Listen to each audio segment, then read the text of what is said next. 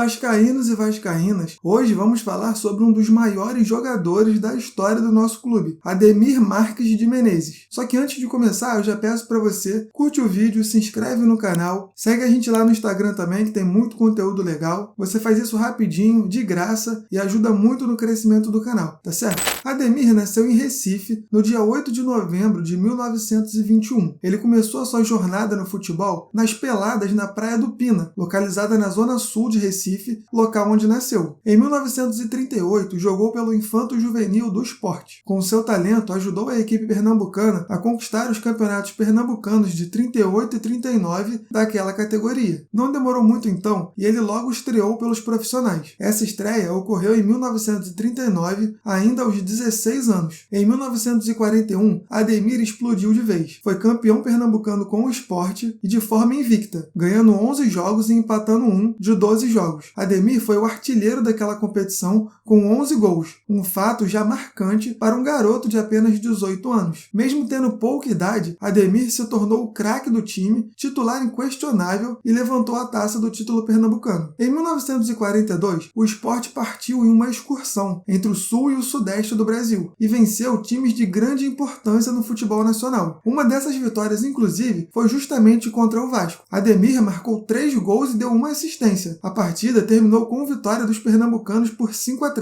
Os dirigentes vascaínos então ficaram muito impressionados com um garoto de queixo avantajado. Após a grande exibição contra o Gigante da Colina, os dirigentes vascaínos então contrataram Ademir, que era uma jovem promessa, e logo após fechar com o Cruz Maltino, ele ainda atuou em 2 jogos pelo Sport como forma de despedida e partiu para o Rio de Janeiro. No Vasco, ele participou de um dos maiores esquadrões da história do clube, que foi o Expresso da Vitória. Aqui no canal, inclusive, tem um vídeo super especial, onde eu conto toda a história do Expresso da Vitória, os títulos conquistados, a história desse nome. Eu tô deixando aqui no card e também na descrição para vocês assistirem depois desse vídeo, porque tá muito legal e vale muito a pena. Em suas primeiras partidas pelo Gigante da Colina, Ademir já mostrava que era um jogador à frente do seu tempo. Ele não só finalizava bem dentro e fora da área, mas também construía jogadas para os companheiros e atraía a marcação para si. Queixada guardava também os gestos e os movimentos dos adversários para que soubesse quais eram seus pontos fracos. A estreia de Ademir foi contra o América, realizada no campo do Botafogo, em março de 1942. Estava em disputa o Troféu da Paz, e o Vasco o conquistou, vencendo por 2-1. A partir daí, todos os jogos realizados entre Vasco e América ficaram conhecidos como o Clássico da Paz. Ademir também ajudou o Vasco a conquistar o Campeonato Carioca de 1945 de forma invicta. Esse título, que era o mais importante da época, não era conquistado pelo Vasco havia 8 anos. Em 1946, Ademir acabou se transferindo para o Fluminense. Nas Laranjeiras, Queixada teve grande desempenho, sendo campeão carioca no mesmo ano. Porém, o amor pela Cruz de Malta faria Ademir voltar a São Januário no ano de 1948. De volta ao Expresso da Vitória, ele encontrou um time embalado, encaixado e jogando com maestria. A equipe tinha um padrão de jogo fantástico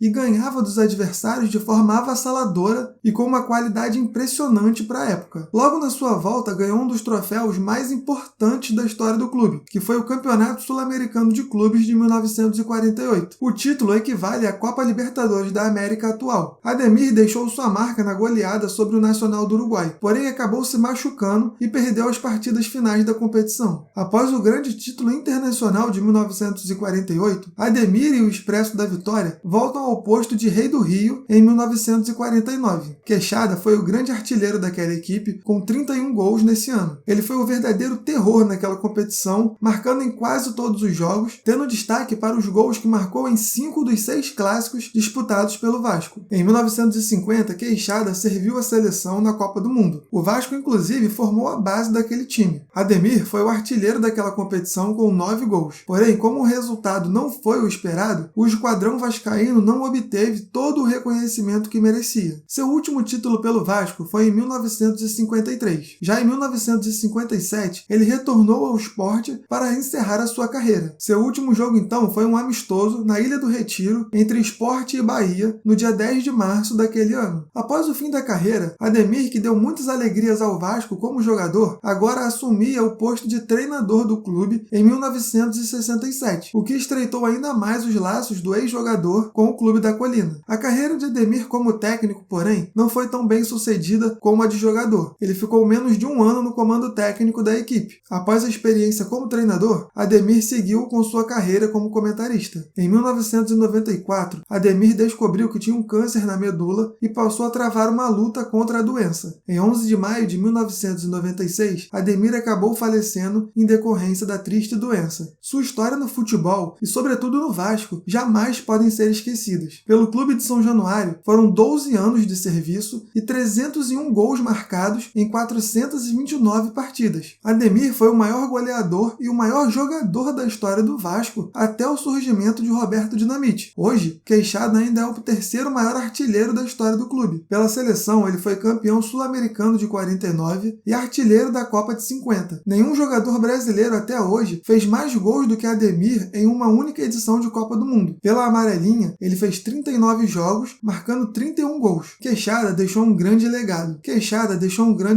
Seu estilo de jogo fez ser criada a posição de ponta de lança. Sua versatilidade em atuar em qualquer posição do ataque e suas arrancadas rumando ao gol fez com que técnicos adversários tivessem que propor novos esquemas táticos às suas equipes para tentar pará-lo. Agora eu quero saber, você acha também que falta mais mídia para esse jogador tão importante para o Vasco e para o Brasil? Acha que ele é pouco falado pela história que ele tem? Comenta aqui embaixo que eu quero saber a sua opinião. Só antes de encerrar, eu lembro você de se inscrever no canal, curtir o vídeo, que isso nos ajuda muito, tá certo? Um abraço a todos e o Vasco é para quem acredita.